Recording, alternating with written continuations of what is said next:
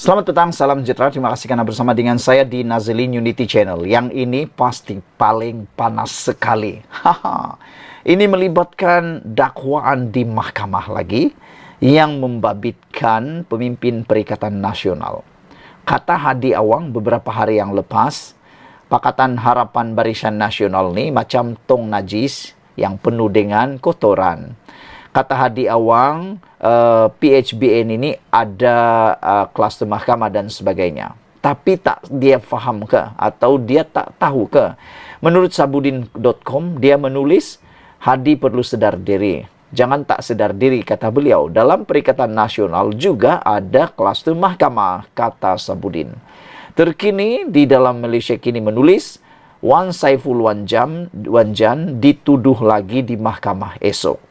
Bukankah dia daripada kepimpinan Perikatan Nasional? Jadi kenapa Hadi nak cakap pula Pakatan Harapan BN saja yang ada kluster mahkamah? Ahli Parlimen Tasik Gelugur Wan Saiful Wanjan memaklumkan bahawa dia akan dikenakan pertuduhan di bawah Akta Pencegahan Pengubahan Wang Haram dan Pencegahan Pembiayaan Keganasan 2001 AMLA. Menurutnya, dia diminta hadir ke Kompleks Mahkamah Kuala Lumpur pada pukul 8.30 pagi esok. Dikatakan bahawa ada pertuduhan-pertuduhan baru yang akan dikenakan di bawah AMLA. Butiran pertuduhan masih belum jelas setakat ini. Saya akan hadir untuk mempertahankan diri saya dan saya yakin mahkamah adalah tempat terbaik untuk saya mendapatkan keadilan, katanya dalam kenyataan di Facebook. Bekas Ketua Penerangan Bersatu itu mempunyai kes mahkamah yang sedang berjalan melibatkan dua pertuduhan rasuah yang dikaitkan dengan program Jana Wibawa. Jana Wibawa atau program Jana Ekonomi Pemerkasaan Kontraktor Bumiputra Berwibawa merupakan program perangsang untuk kontraktor Bumiputra susulan COVID-19. Takbiran Muhyiddin Yassin memperkenalkannya pada November tahun 2020.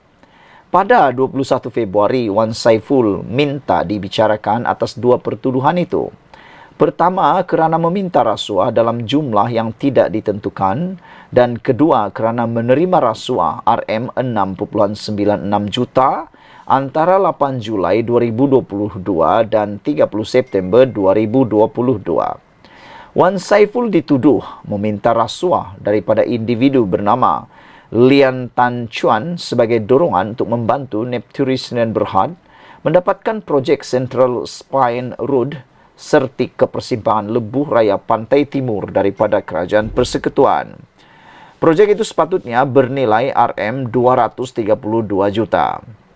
Pertuduhan kedua menuduh Wan Saiful Wanjan menerima melalui syarikat WSA Advisory Group Sdn Bhd wang RM6.96 juta daripada Nepturis sebagai dorongan untuk membantunya mendapatkan surat anugerah bagi projek yang sama.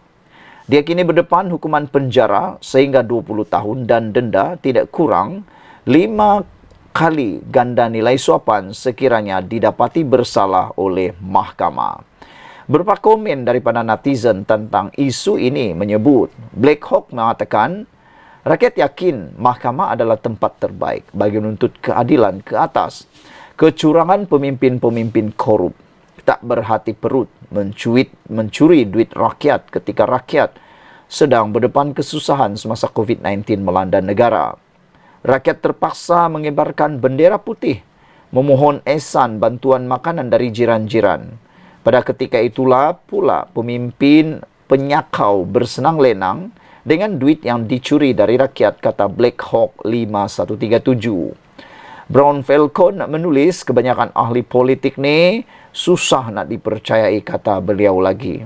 Ada sudah yang kedapatan menerima rasuah, ada kedapatan memberi rasuah, ada juga yang kedapatan menipu dan sebagainya.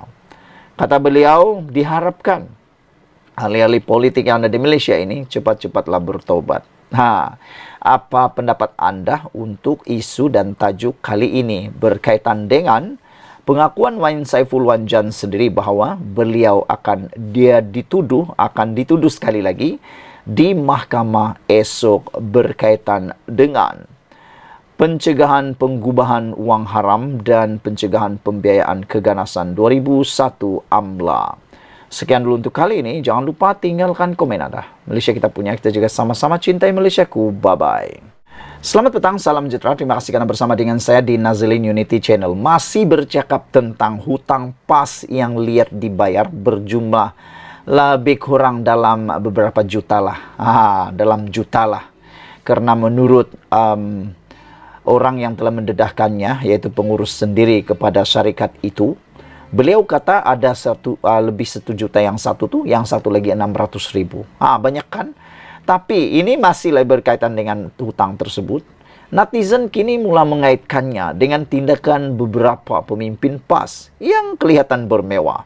Baru-baru ini, pada Oktober 18, 2023, satu laporan daripada Harapan Daily menyebut padu nombor plat. Warganet teruja Muhammad Amar beli Toyota Alphard.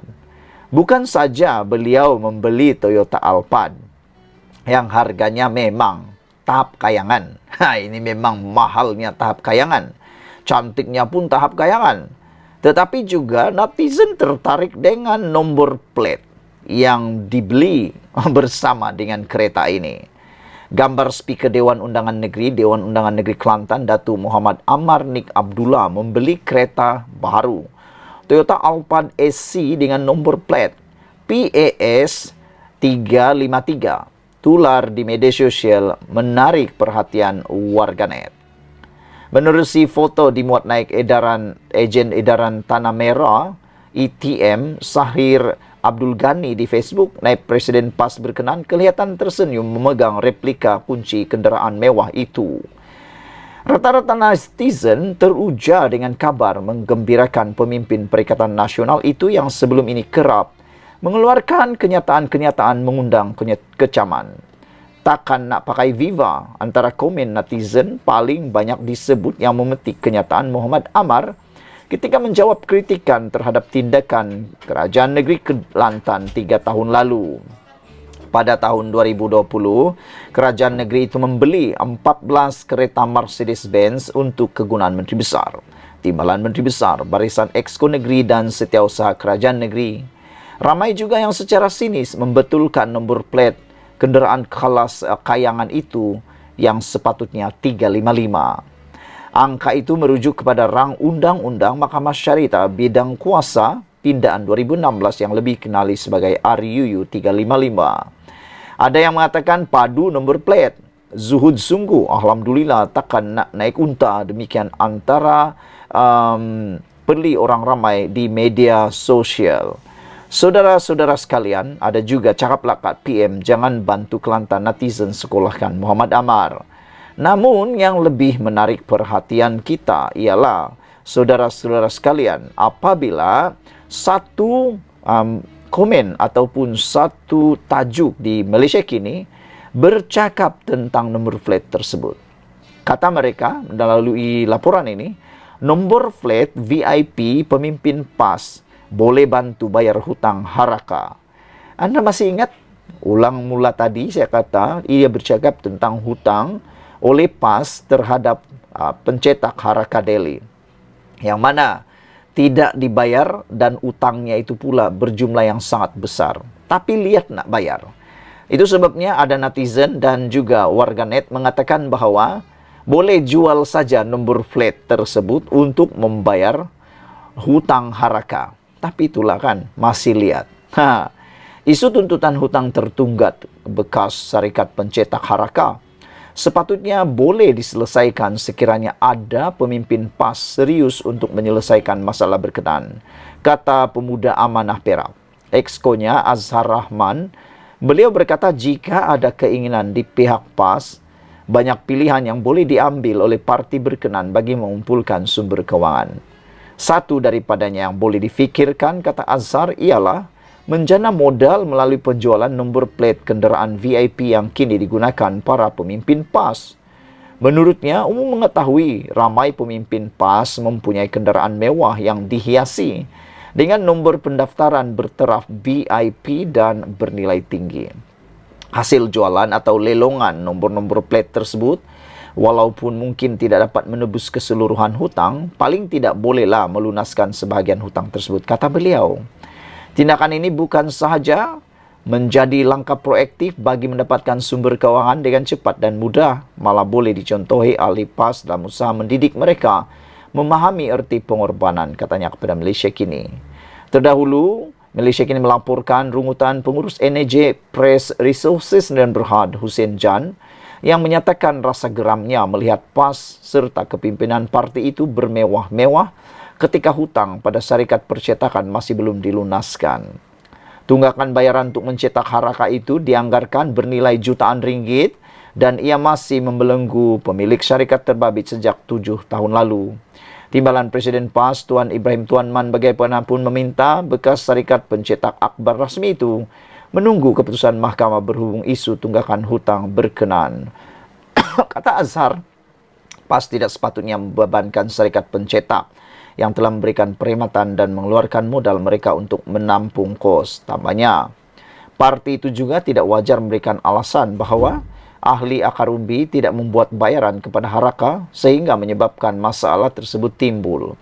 Pada masa sama, Azhar berkata, PAS sepatutnya mengutamakan isu menyelesaikan hutang kerana ia adalah antara tumpuan yang diberi penekanan oleh Islam.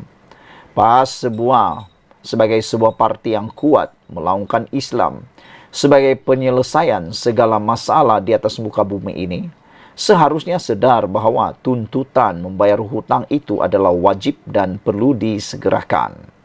Jangan hanya kuat menjerit tentang Islam semasa pilihan raya sahaja, tetapi parti dan pemimpin PAS sendiri tidak mengamalkannya, kata beliau. Ketika isu ini masih diselesaikan oleh PAS, maka rakyat kini bolehlah menilai sejauh mana kemampuan serta kesungguhan parti itu dalam isu urus takbir yang baik, katanya lagi. Beberapa komen daripada netizen di ruangan komen untuk isu kali ini di Malaysia Kini menulis, kasihan si pemiutang. Perniagaan gulung tikar kerana si berhutang tidak bayar hutang. Bertahun-tahun tak bayar, tapi hebatnya PHBN tidak meneguk di air keruh dan tidak memainkan isu ini untuk kepentingan politik mereka. Kalau walaun Perdana Menteri ke-10 baca khutbah di Masjid New York kerana dijemput, dijadikan isu. Mengislamkan mualaf kerana dijemput juga dijadikan isu. Berlari pun dijadikan isu, suaranya pun dijadikan isu. Tetapi ada pemimpin walaun terhege-hege memohon menyampaikan khutbah di Sanjung. Kita husnuzon dengan pemimpin pembangkang berkenan dan tidak menuduhnya nak menyaingi Perdana Menteri. Bezanya Perdana Menteri ke-10 dijemput sementara pemimpin pembangkang berkenan minta dijemput. Ketaro Minami menyatakan yang sedihnya ramai lagi yang masih takzub walaupun puak-puak ini melakukan perkara yang tidak betul.